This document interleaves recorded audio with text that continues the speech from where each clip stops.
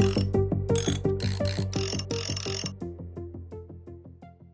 guys, this is Mike with Liftinglarge.com. We're going to do an ER rack assembly video since ER Equipment's never provided any instructions or video. This is how you'll receive your rack. Top screwed down, 330 pounds. So you can't unload this by yourself. Your regular FedEx driver is not going to deliver it. A trucking company is going to deliver it. So just be aware of that. Everything is pretty well wrapped, strapped down. There's a bunch of strapping in there, packing. And we haven't ever had one damaged. We've had some forks go through them, but luckily nothing's ever been damaged. The tools you'll need to assemble the ER rack are on your screen now. I like it. All right, we have completely disassembled one of our racks in our own gym. This is an older rack, and it may differ just a tiny bit from whatever you get in the crate, but really they've stayed the same over the years. Some difference may be in the markings on the uprights, the bar holders. They may be laser cut, they may be stamped, but basically it's exactly the same. It's going to go together exactly the same. Now I would recommend that you take the pad that comes with it, set it aside, get it out of the way. Don't put it on until the very last thing. You don't want to get a cut or tear in your brand new pad, right? So let's start. We're going to start with the base and work from there. I already screwed the wing nuts in there. Basically, there's a total of 8 wing nuts. 2 of them go on each leg of the base, and then 2 of them will go on a different part when we start assembling it. So we're going to put it over here.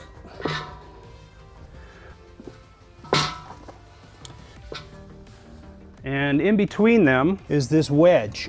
It's not painted, it's just raw steel.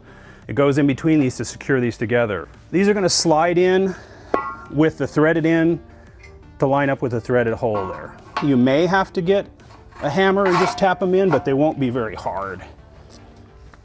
And I would suggest, very highly suggest, do not tighten any bolts until it's completely assembled and sitting on the surface that you want it to sit on. Because if you just put it together, say in your garage or out on the driveway where it may not be perfectly flat, when you tighten everything up, it's going to kind of, because there's some flex in it, it's going to match whatever contour, the concrete or whatever it's sitting on. So when you bring it in your garage, maybe it's perfectly flat, it's not going to line up correctly. So this is, there we go. Like I say, it's supposed to be stiff and tight so that the rack can't move. So these holes here have a little bit of slop. They're not a perfectly round hole, just finger tights enough. All right, now we'll move on to the uprights. Now the uprights, there's 2. There is no left and right. They're exactly the same. You can put them on either side, however you want. This arm supports the lift arms. That's going to go towards the back. Oh, I back up, hold on. You need to install the tilt clamps on here. This is the tilt clamp. Again, doesn't come with the wing nuts. I installed the wing nuts. So that tilt clamp goes on this upright to lock it in place when you tilt the uprights in or out. So put it on first, then drop this down in there. Okay, so see this is for in and out on squats. Okay, those are in. Now we'll put in the bolts that tie that down to the frame. Now with these bolts, you're gonna have four washers. One washer is gonna go on the outside this way. Where you're gonna put the nut is down in this hole here. So the bolt's gotta go in from the front.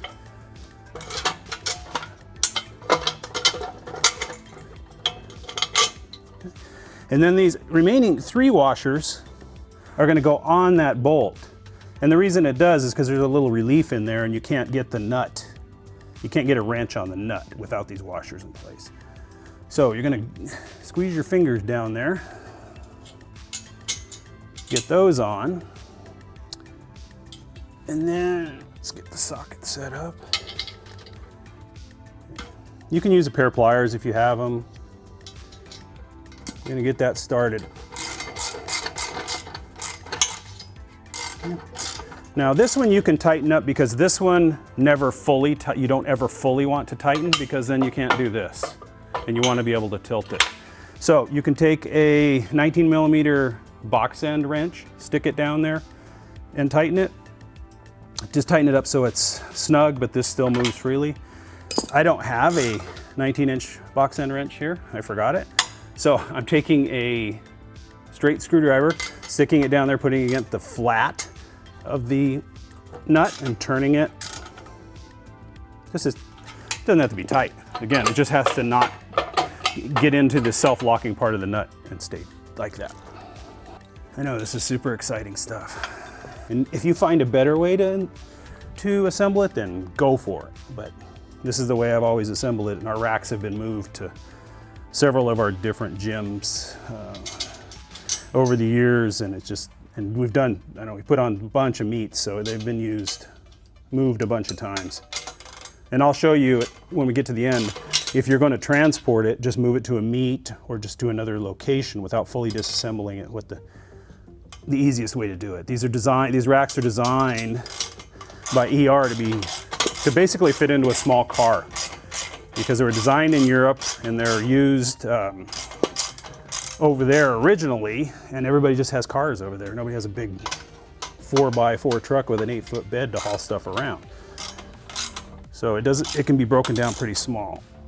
Okay, that's tight enough. Okay, in and out.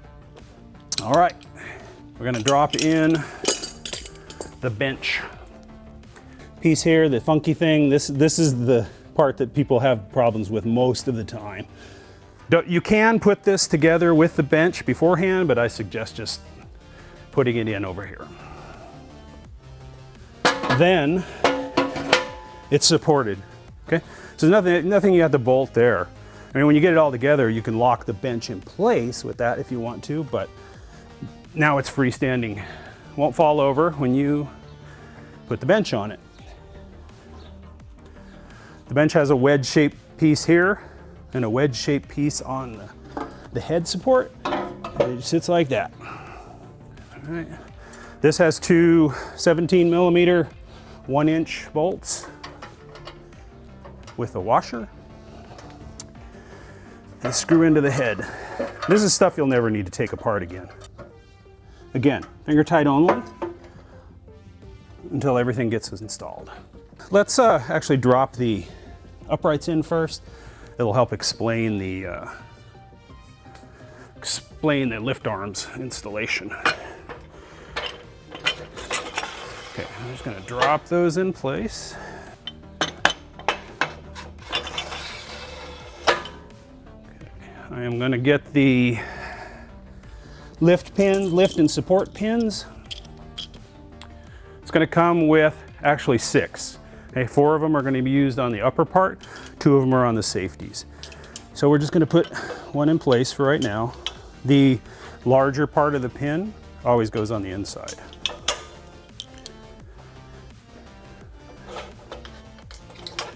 Okay, and it may be amazing to some people, but this is actually where you hold the spare pin.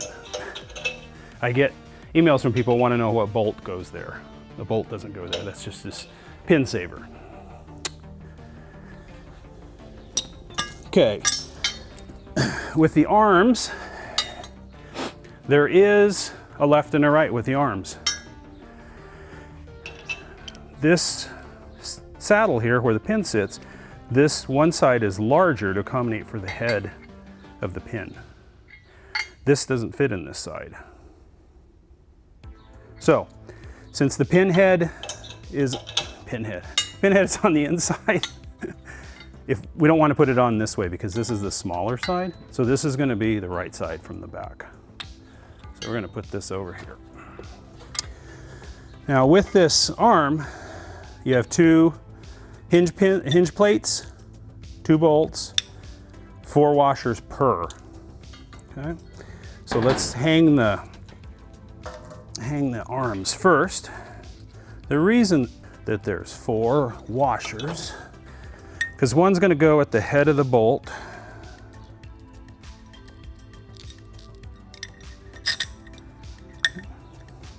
And these are kind of like, they're in place for kind of like bearings, let's say that. One's going to go there. So you got one on the inside, one on the outside. Then we're going to install this, and we're going to do the same thing on the other side. One here, one here. And the reason those are there is so that you don't over tighten this hinge assembly. If you tightened it up too much, these wouldn't move. But these washers in there keep it free, and also it's not paint on paint, and you're not grinding paint away every time that you lift it. These want to be snug. Again, these are lock nuts, so these want to be snug, but not too tight. If I make them super tight, then these don't move. Okay? Since this is a locking nut, it doesn't have to be super tight to stay in place. So I'm going to loosen it up a little bit so that they're free, but they're not too wobbly. Now we're going to do the same thing with this arm, with the inner part being on the inside. And I'd like you to know I'm doing this without my glasses, which is not the easiest.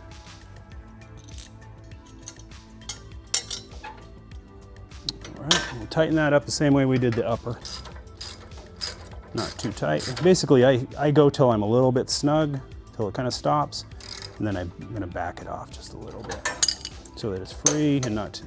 So now I'm going to use the lift arm, the big sides in to catch the pin, and there we go. Okay, I'm going to duplicate it on the other side.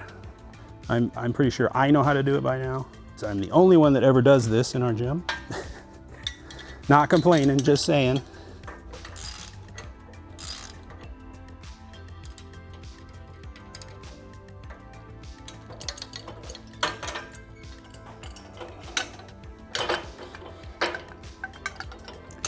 Okay, right. All we got left now is the pad and the safeties. And again, I say it again, put the safeties in before you put the pad in. Pad, very last. We do sell replacement vinyl, replacement foam, and a complete replacement pad, but do you really want to spend that money just for trying to be ahead of the clock here? All right, so there is a left and a right on the safeties. This arm goes out. I know that online you'll see some pictures with racks from other places. They're like this. That's not right. It has a cutout right here, a little step to slide under that arm right there. There's a wing nut over here that holds it in place. It goes like that. Okay. You kind of have to push the rack back a little bit, and then you can slide it under there. All that's left now is the safeties themselves, which there is no left and right, front or back, and you can't put them in like that. So you can tilt this. Nope, you can't. So I got to back up. So I spoke too soon. I haven't ever taken them out like with this separate, so. Okay, I got them wedged in there now. Well, they won't come back out with, oh, okay. Put it in before you slide it in there. Then slide it in there. Okay. Same with this one, slid it in too soon.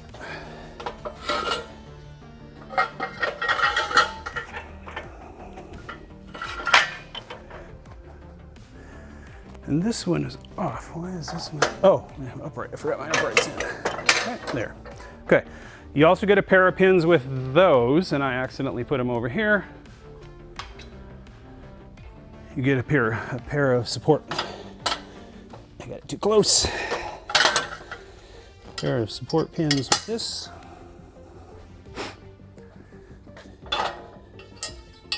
Okay. Now, we can, at this point, tighten these back bolts because we have it in position, everything's assembled. You want to make sure that this gap, no, there is no gap right here. If there's a gap right here, you're going to have problems getting this bench in and out. So make sure that this gap is gone. And the reason one of the other reasons you don't tighten this ahead of time is if this part right here is bent like this or this, which there's enough slop in there to do that, your bench will not sit down correctly into here. So you have to make sure you're on a flat surface and these are butted together. So let's tighten those up real quick.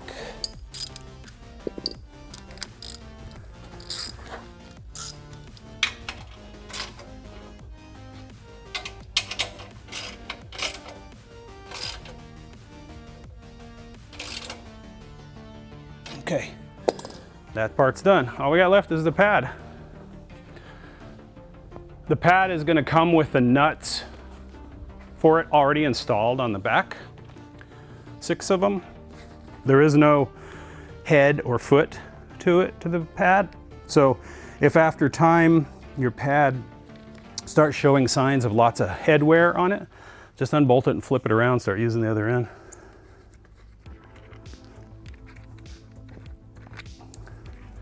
This doesn't need to be super tight.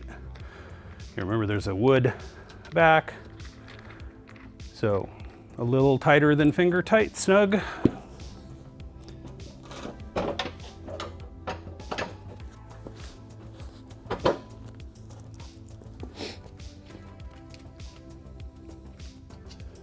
In just a moment, when I get this done, I'll show you how to take the bench apart for squats, to set up, so do squats in it, and how to break it apart. Actually, it's kind of the same thing, to break it apart to transport it. Okay, that's it. It's done. Now it's just ready for some weight for bench. So let's say you want to squat in it. There's a couple things to do. First is, you need to, if you've tightened down any of these wing nuts down here to hold the bench in, you need to loosen those up. And this works better without a bar. All you need to do is put one hand way up here and one towards the back and just lift up, walk one way or the other, twist and turn, and you're out. Oh, I just remembered. I did not tighten up the bench.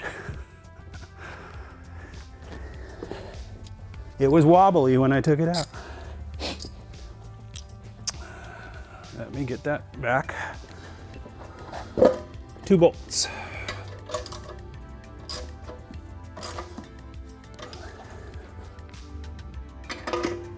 And I'm on a flat surface here, so it's not going to really matter.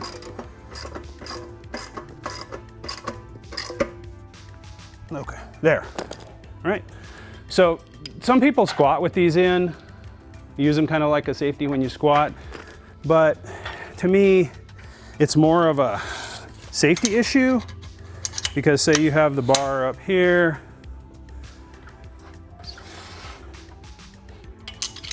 you have the bar up here, you walk out and you're over these. If your hands are out that far and you went down with the bar, you're going to hit your hands here. Some people are fine because they squat narrow, so you can raise these up pretty high and be a little bit of a catch. They're not really designed for that, but it'll work. It's not going to tip anything over, not going to hurt anything. Some people want to just remove these for squat. So you just slide them out, set them aside, then you can squat, like in competition.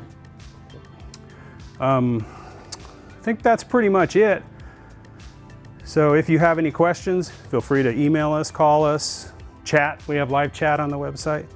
We try to keep ER racks in stock all year, but they go super fast. So just keep an eye on the website, email us. We can tell you if we have any, if we don't. All right, hope that helps you out. I almost forgot to show you how to break it down for transport. For example, if you're taking it from your gym to competition or back and forth. So what you're gonna wanna do is pull safeties out. They're separate.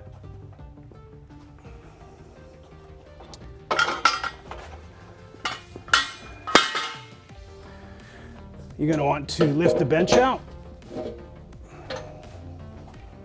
This will just stay together as one. And then on here, you can take these uprights out, or leave them, just drop them all the way down. And then here in the center, this is the crucial part, is you can loosen just one of these, take it out, and then separate these. And then you have 2 smaller parts to go in a vehicle or something like that. But if it's going in the back of a truck or something, then this just needs 2 people to pick it up. So you only need to take one out if you do separate this. That's it. That's all there is. Have fun.